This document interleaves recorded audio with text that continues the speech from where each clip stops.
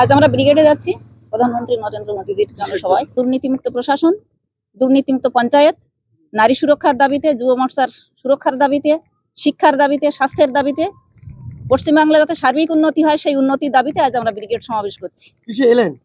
আমরা নদীপথে বোটে এলাম। বোটে পারাপারে আমরা সমস্ত এসছি কর্মী সমর্থকরা।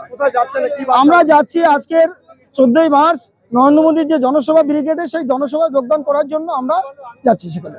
কি বার্তা শুনবেন 2026 সালে? আমরা 2026 সালে আমরা এই দুর্নীতির সরকার, চাল চুরির সরকার, নারী নির্যাতনের সরকার বিসর্জন দেওয়ার জন্য আমরা 26-এর নির্বাচনে ভারতীয় জনতা পার্টিকে প্রতিষ্ঠিত করার জন্য আমরা যাচ্ছি।